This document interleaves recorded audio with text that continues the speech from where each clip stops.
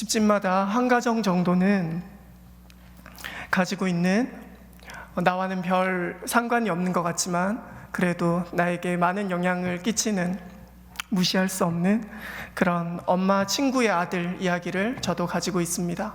그 엄마 친구의 아들은 형제인데요. 형도 공부를 잘하고 동생도 공부를 잘하는 그런 엄마 친구의 아들들이었습니다. 어렸을 때부터 누가 더 뛰어나다고 콕 집어서 말할 수 없을 만큼 둘 다 많은 수재였고, 그리고 또 앞서거니 뒤서거니 하는 유능한 형제였습니다. 집안 형편은 어려웠지만 하나님께서 이 형제를 통하여서 집안에 많은 형통한 문을 열어주시겠구나 라는 장래가 촉망되는 형제였습니다. 그 중에 형이 저와 나이가 똑같았는데요. 그 친구가 고등학생일 무렵에 그 가정은 선교를 떠나기로 계획이 되어 있었습니다. 그 친구는 학교에 가서 이제 내가 선교지로 떠나게 되었다, 아버지가 선교사님이 되었다, 이렇게 이야기를 하고 다녔고, 그리고 또 떠날 준비를 다 하면서 선생님과 친구들로부터 환송회도 잘 받고 그렇게 떠날 준비가 마쳐졌습니다. 그런데 인생이 그렇듯 모두가 계획한 대로 진행되는 것이 아니듯 그렇게 선교지에서의 문제가 생겼는지 아니면은 국내에서 보내주기로 한 그 단체에서 문제가 생겼는지 목사님은 떠나실 수가 없게 되었었고, 그 친구도 동일하게 선교지로 떠날 수가 없게 되었습니다. 사실 그러면 그냥 학교로 돌아가면 되는데 그 친구는 조금 마음이 약했나 봅니다. 그래서 학교로 가지 않겠다고 했습니다.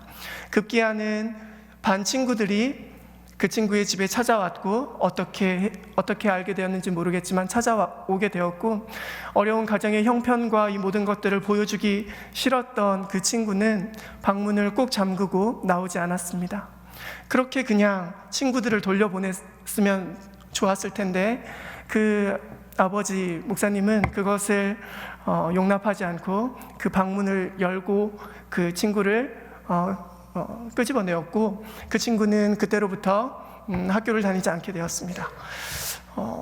조금 안타까운 이야기지만 그 친구가 왜 그렇게 안타깝냐 하면은 그 친구의 동생은, 함께 공부를 잘했던 동생은 성균관대를 4년 장학생으로 다녔고 포항공대를 또 다녔고, 그래서 누구나 알만한 그런 기업에 들어가서 지금 잘 일을 하고 있는 것을 보면 그 친구도 그만큼 길을 열어주고 그냥 마음이 다치지 않았더라면 그만큼의 인물은 되어 있지 않을까라는 안타까움이 있습니다. 우리 성도님들의 삶은 어떠하셨습니까? 계획한 대로 일이 다 진행이 되셨었나요? 올 한 해도 계획하신 많은 일들이 있으실 텐데 바라기는 하나님께서 개입하여 주시고 살펴주시고 은혜 내려주셔서 마음의 소원대로 허락하시고 모든 계획을 이루어 주시기를 원합니다. 그러나 소망이 더디 이루어진다 하더라도 너무 절망하지는 마시기 바랍니다. 잠언 13장 12절 말씀에서는 소망이 더디 이루어지면 그것이 마음을 상하게 하거니와 소원이 이루어지는 것은 생명나무니라 라고 말씀하고 있습니다. 소원이 이루어지는 것이 얼마나 좋았으면 생명나무에 빗대어 설명하겠습니까? 남들이 보기에는 어떠하든 소망하던 것의 좌절과 무산된 계획으로 인해 마음이 다치는 것은 아까 말씀드렸던 친구의 인생처럼 이렇게 다시 일어서고 싶지 않을 만큼의 큰 영향력을 끼칩니다. 오늘 본문 말씀에서 우리는 그 대단한 선지자 엘리야의 절망을 볼 수가 있습니다. 그가 얼마나 대단한 선지자였는지는 모두 아시기 때문에 긴 설명을 덧붙이지는 않겠습니다. 우리와 성정이 같다고는 하지만 사실 누가 그 앞에서 비견할 수가 있겠습니까? 그만큼 엘리야는 하나님께서 크게 사용하신 인물이었습니다. 단적인 예로 오늘 본문의 바로 앞장 18장의 마지막 부분을 보면 큰 비로 인해서 달리기 어려운 그 질퍽해진 길에서 그것도 마차를 앞서서 먹구름이 가득하여 캄캄한 길을 뚫고 말들을 에스코트하는 초인적인 능력을 엘리야는 몸소 행하고 있습니다. 그는 그렇게 하나님에 대한 일을 할 때에도 자신을 아끼지 아니하고 모두 소진해버리는, 한마디로 하얗게 하나님을 위해 하얗게 인생을 불태우는 그런 사람이었습니다. 그렇게 본다면 오늘 본문의 10절과 14절에서 두 번이나 항변하는 그의 말이 맞지 않습니까? 내가 만군의 하나님 여호와께 열심히 유별합니다. 이렇게 말하는 것이, 이 정도면 이렇게 말할 수 있지 않겠습니까? 그런데 그 선지자가 그 놀라운 기적의 순간을 맛보고도 며칠도 지나지 않아서 이렇게 한 여자의 협박 앞에 이전과는 너무나도 다른 모습을 보이면서 엎드러져 있습니다. 하지만 상황을 천천히 살펴보면 그의 심정을 공감할 수 있을 것도 같습니다. 드디어 18장에서 하나님께서 비를 내리리라 라고 엘리야에게 약속하셨고, 엘리야는 지금까지 자신의 삶을 통해 하나님께서는 실현하지 않으시는 분이라는 것을 알았기에 그 약속을 의지하여 가장 극적인 연출을 다 이루어내었습니다. 갈멜산에서의 기적을 우리 성도님들도 모두가 아시지 않습니까?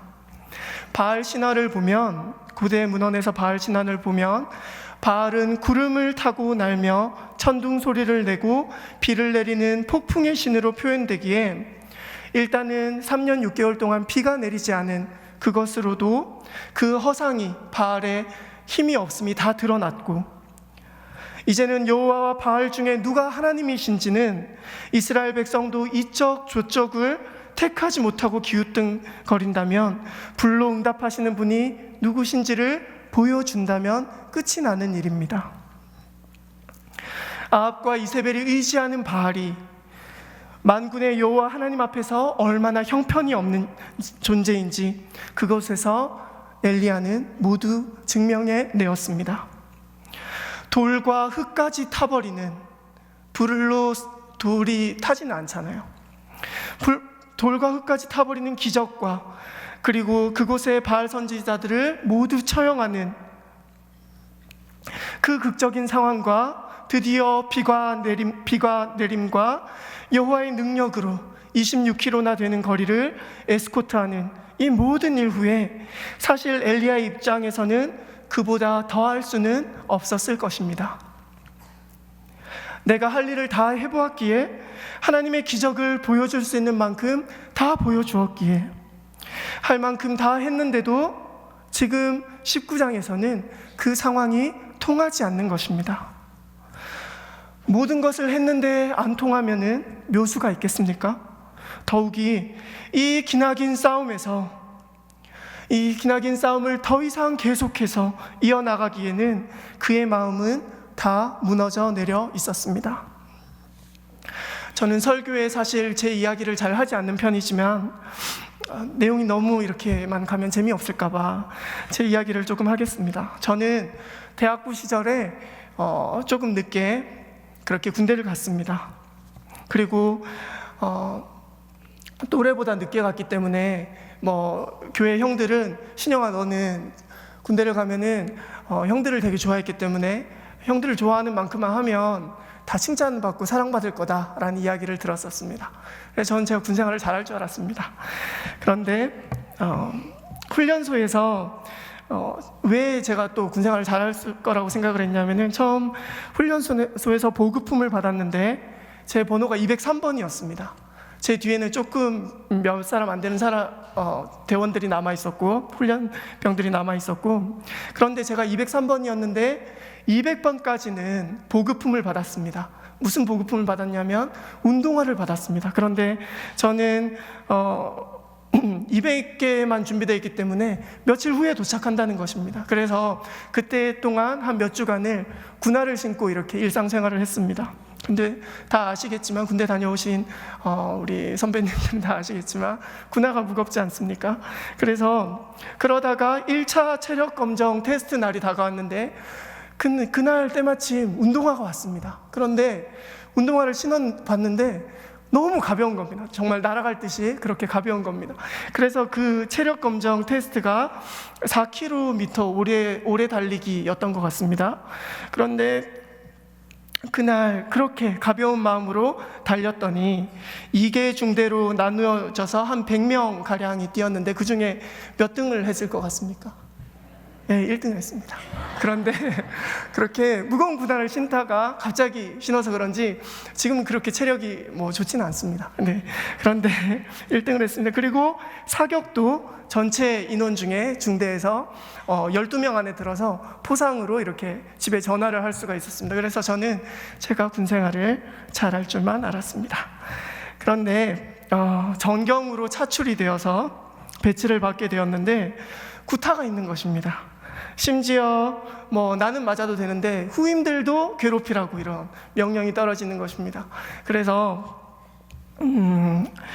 그냥 앞에서는 이렇게 막 무섭게 하고 뒤에서 안 때리면 되는 건데 저는 막 고지식하고 융통성도 없고 이래서 하지 않겠다고 이렇게 얘기를 하고 그때부터 미움을 당하기 시작했습니다. 나중에 이야기를 더 나눌 때가 있으면 말씀드리겠지만 하나님의 은혜로 그때도 잘 이렇게 다른 부대로 차출이 되고 전출이 아니라 파견 근무를 갔다가 부대라기보다 경찰청으로 파견 근무 갔다가 돌아오고 내가 너무 꼭 막혔었구나 싶어서 선임들한테 그때는 절대 복종했었습니다. 네, 그 얘기를 하려고 하는 게 아니라 이 얘기를 왜 했냐면은 경기를 하긴 하는데 다 이긴 경기를 갑자기 룰을 바꾸면은 경기할 의욕이 없어지는 것과 같이 제가 군 생활을 할 때 정말 괴로웠던 것은 이게 언제 끝날까 하는 두려움이 있었다는 것입니다. 그런데 상식이 통하지 않는 곳에서 룰을 갑자기 바꾼 곳에서는 엘리야는 더 이상 전의를 상실해 버릴 수밖에 없었던 것입니다. 마치 묘수와 꼼수가 판을 치는 세상에서 나만은 정로를 택하겠다라고 하는 그런 의로운 사람을, 하나님을 의지하는 그리스도인을 풍랑 앞에 베드로같이 세상에 막상 나가게 되면 물에 빠져가는 것과 같다는 것입니다. 그러나 하나님의 법칙은 어떠합니까? 디모데전서 2장 5절 말씀에 다 같이 읽어보시겠습니다. 경기하는 자가 법대로 경기하지 아니하면 승리자의 관을 얻지 못할 것이며, 네, 디모데서 2장 5절 말씀은 경기하는 자는 법대로 경기해야 된다라고 말씀하고 있습니다. 아니, 그건 성경의 말씀일 뿐이지 순진하게 누가 그렇게 경기합니까? 라는 반문이 오히려 통용되는 세상을 살아가고 있지만, 오늘 본문에 그런 세상을 살아가는 것이 엘리야의 참담한 심정이었다는 것입니다. 더욱이 그는 하나님께도 섭섭하였을 것입니다. 하나님, 제가 이 정도 했으면 하나님께서 아합의 마음을 움직이시든지 아합의 꿈에 나타나시든지 아합을 두렵게 하시든지 하셔야 되는데 자기 아내에게 가서 저렇게 이야기를 하고 그리고 또 아내는 저를 죽이려고 하고 이런 상황이 어찌합니까? 어찌입니까? 제가 무엇을 해야 합니까? 라는 원망이 있었을 수도 있습니다.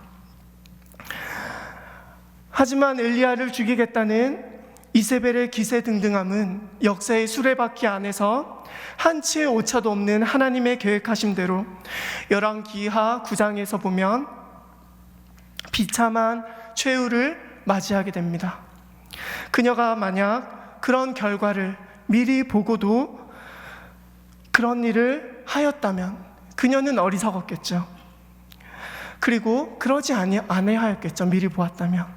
심판하시는 하나님의 결과를 말씀을 보아 익히 알고 있는 우리의 눈에는 그녀가 어리석어 보일지 몰라도 정작 예수를 믿지 않는 많은 사람의 결과가 어떠함을 우리가 알고 있는데도 불구하고 가장 소중한 사람에게도 예수를 전하지 못하는 우리 또한 하나님을 무시하고 있는 것은 아닌가 생각해 보아야 할 문제 같습니다. 결국 인간의 한계는 내일 일을 알지 못한다는 데서 우리의 연약함이 드러납니다. 그가 아무리 대단한 선지자라 하여도, 그가 아무리 대단한 지혜자라 하여도 하나님이 하시는 일의 시종을 사람이 측량할 수 없게 하였다는 사실이 어쩌면 우리에게 위로를 주지 않습니까? 다 모르니까. 인생은 살아보지 않은 내일을 견뎌야 하는, 풀어도 해답을 알 수 없는 퍼즐의 연속과도 같기에 노력으로 모든 것을 이룰 수 없고 결국에는 길잡이를 따라 달려가야만 끝을 알 수 있는 그런 마라톤과도 같다는 것입니다. 오늘의 말씀은 이렇게 한치 앞을 모르는 인생에 해답을 줍니다. 그 해답은 무엇입니까? 본문 18장 엘리야의 이스라엘 지경 밖까지의 도주는 120km 정도의 거리가 됩니다. 그곳에 사환을 남겨두고 또 하룻길을 달려서 로뎀나무 아래에 이르렀기에 사실 엘리야는 그곳에서, 로뎀나무가 별거 아니거든요. 그래봤자 많이 커봤자 1.5m 정도 자라는 작은 나무입니다. 그런데 그곳에서 그늘로 피해서 그렇게 물도 있지 않고 사람의 왕래도 없는 그곳에 다다랐다는 것은 결국 자기의 힘으로는 그냥 자살을 할 수 없으니 하나님께서 죽여달라는 겁니다. 퇴로를 다 차단하고 죽음을 기다리는 그에게 하나님께서는 이세벨이 보낸 사신과는 비교도 할 수 없는 하나님의 사자를 보내십니다. 본문 말씀을 히브리어로 보면 이세벨이 사자를 보냈다, 사신을 보냈다는 그 사신과 하나님께서 천사를 보냈다는 그 천사의 단어가 똑같습니다. 말라크라고 해서 단어가 똑같은데, 하나님께서는 이세벨이 죽인다고 보낸 그 사신과는 비교할 수 없는 하나님의 사자를 보내주신다는 것입니다. 그리고 여호와여, 지금까지 경험한 것만으로도 제 수준을 넘어서 족합니다. 저는 저의 조상들과 같지 않습니다. 이제 넉넉하오니 죽여주시옵소서 라고 하는 그 엘리야에게 7절 말씀을 통해서 일어나 먹으라, 이 길이, 직역을 하면은 이렇습니다. 이 길이 너보다 넉넉하기 때문이다. 의역을 하면은 7절 말씀이 맞는데 이 길이 너보다 넉넉하기 때문이다. 그 단어는 히브리어로 라브라고 하는데요, 저는 넉넉하지 못해요 하나님, 아니 저는 넉넉합니다, 이게 제 한계인 것 같아요 라고 말하는 엘리야에게 이걸 먹어라, 너가 앞으로 갈 길이 너의 힘에는 넉넉하게 많이 남아있다 라고 말씀해 주시는 것입니다. 지금까지 왔던 길이 너에게 너무나도 버겁게 넉넉한 것이 아니라 아직도 네가 가야 할 길이 넉넉하게 남아있기 때문에 내가 주는 것으로 받아 먹으라 라고 말씀해 주시는 것입니다. 물론 그 길은 문자적으로는 호렙산으로까지 가는 40일의 길을 가리키지만 실상 그 길은 엘리야가 다시 힘을 내어서 가야 할 남아있는 사역의 길이었으며 선지자로서의 소명의 길이었다는 것입니다. 따라서 엘리야가 죽고 싶다 하더라도 아직은 죽을 수가 없는 것입니다. 하나님을 그를 위로하시고 육체적인 필요와 휴식을 공급하신 후에 모든 것을 가진 것과 같았던 갈멜산과는 다르게 발가벗겨서 모든 연약함이 드러나는 호렙산으로 그를 인도하십니다. 그곳에서 그의 연약함은 어떻게 드러납니까? 그의 말을 들어보면 그는 마치 갈멜산에서 보여주신 하나님의 능력이 아무것도 변화시키지 못한 것처럼 바알에 대한 하나님의 승리를 무시했으며, 또한 그는 자기 외에는 신실한 백성이 단 한 사람도 남아있지 않다고 다른 사람들을 무시했으며, 사실 그랬거든요. 오바댜가 신실한 사람 오바댜가 같은 사람이 남아있다고 이야기를 했거든요. 그런데 왕국 내에 있던 오바댜의 그런 직위를 이용한 연약함과 그것을 타협의 표시로 보았던 엘리야는 오바댜 같은 그런 기회주의자가 아닌 위험을 무릅쓰고라도 나갈 수 있는 나 같은 사람이 진짜 유일한 예언자가 아니냐, 선지자가 아니냐라는 교만이 그의 가운데 있었다는 것입니다. 이로써 그가 익히 알고 있던 동굴에 숨겨주어 목숨을 보존하고 있던 100명의 여호와의 선지자에 대해서도 그는 아무런 가치를 부여하지 않았다는 것을 우리가 알 수가 있습니다. 그들은 오히려 숨어서 무능력하게 그렇게 자신을 숨기고 있다라는 자들로 밖에는 보지 않았다는 것이죠. 결국 그 또한 사르밧 과부의 집에서 3년 동안 은신하며 하나님의 은혜로 지냈던 것과 그리고 이세벨에게서 도망친 자신의 무력함과 연약함을 인정하고 있지 않고 현실을 간과하고 있다는 것입니다. 두 번이나 동일하게 자신의 의로움만 말하고 있는 그에게 하나님의 은혜는 아직도 깨닫게 하시려고 결국 당신을 드러내십니다. 어떻게 드러내십니까? 엘리야가 동굴 입구에 서 있는 동안 하나님의 반응은 그저 지나가시는 것이었습니다. 바람과 지진과 불로 모습을 드러내었지만 하나님은 이것들 중 어느 것에도 계시지 아니하셨으며 모든 파멸의 아우성이 지나간 후에 공명하는 침묵으로 임하십니다. 본문 12절 말씀에 세미한 소리로 라는 단어는 사실 같은 단어를 히브리어로 찾아보면은 욥기 4장 16절에서는 동일 단어가 어떻게 표현되고 있냐면은 조용한 중에 라고 표현되고 있습니다. 그리고 여기서는 세미한 소리라고 말씀하고 있지만 조용한 중에 라고 표현되고 있고 시편 107편 29절에서는 광풍을 고요하게 하사 라고 할 때 그 고요함으로 표현되고 있는 것을 보면 여호와께서 어떻게 말씀하시는지를 묘사하는 구절이 세미한 음성이 아님을 알 수가 있습니다. 결국은 하나님께서는 주님의 뜻을 이루소서 고요한 중에 기다리니 라는 그 찬양의 가사와도 같이 구절과도 같이 하나님의 때를 인내로 기다리는 자에게 깨닫게 하시는 말씀으로 임하시는 것을 알 수 있는 대목이라는 것입니다. 그러하기에 욥은 자신의 그러하기에 욥이라는 그런 인물은 자신의 누더기와 같은 의로움으로 감히 하나님을 배웠을 때 말씀을 욥기 42장 3절 말씀을 보시면 같이 읽어보시겠습니다. 시작. 무지한 말로 이치를 가리는 자가 누구니까?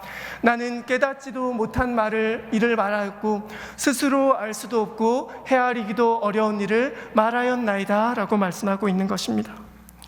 내가 귀로 듣기만 하였사오니 이제는 눈으로 주를 배움나이다 라는 현실 인식이 아무것도 바뀌지 않는 그의 상황에 주님의 하나님의 임재만으로 그가 감탄하게 되었다는 것입니다. 호세아는 또한 어떻습니까?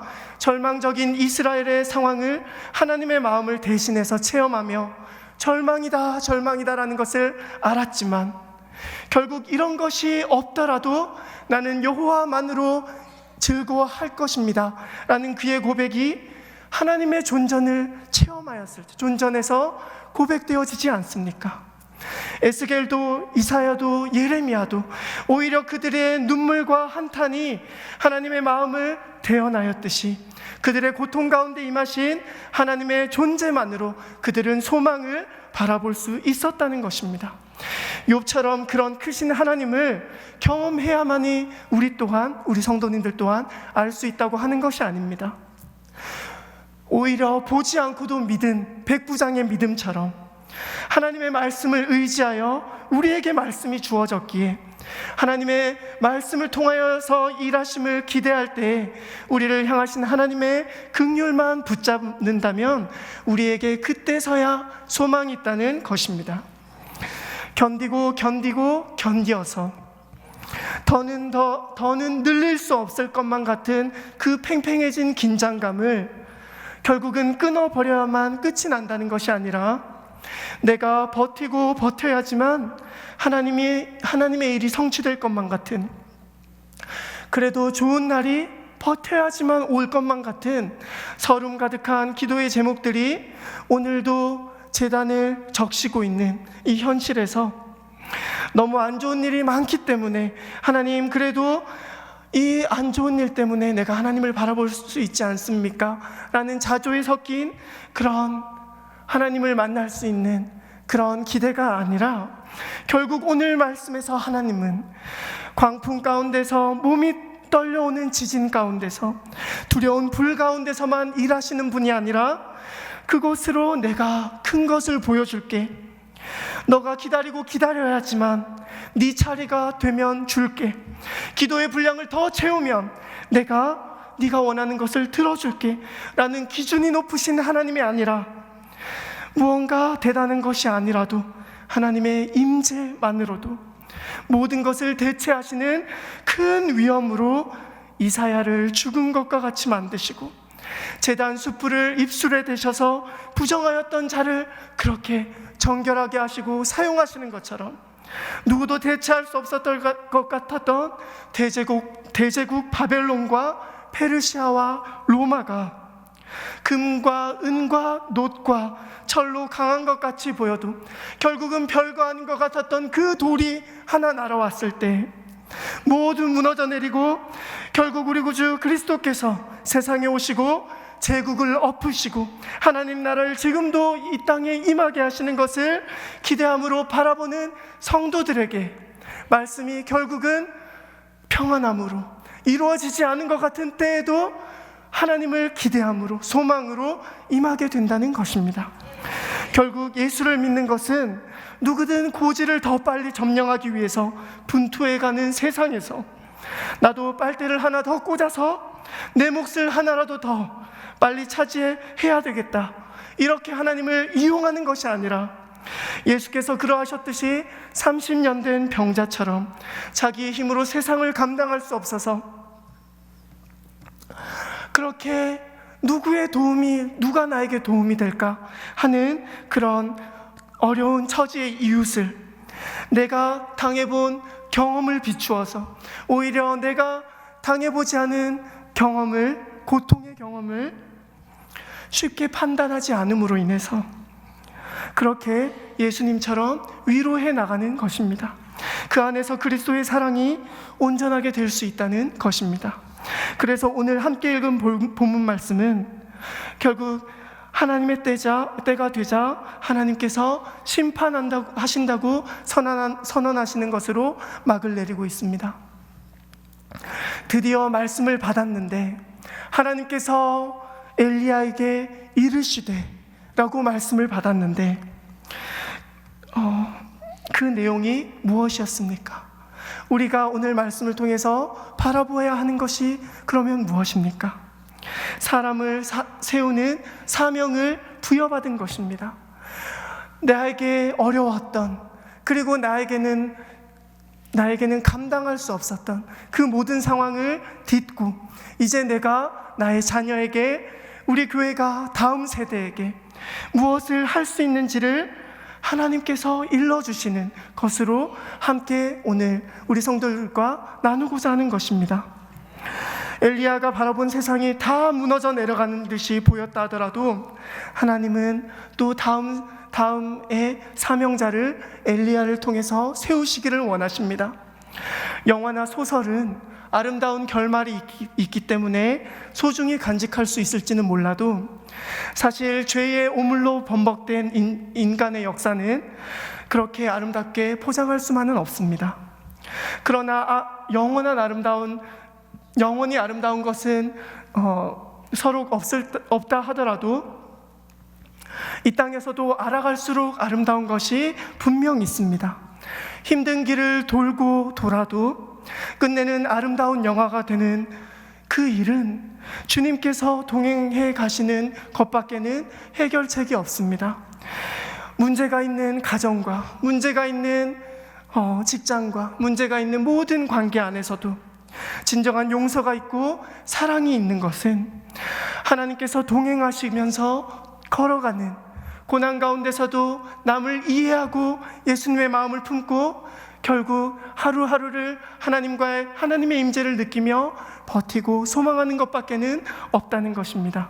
부디 이 길을 저와 함께, 그리고 기도함으로 하나님과 함께 걸어가시는 우리 귀한 성도님들 되시기를 축복합니다. 기도하겠습니다.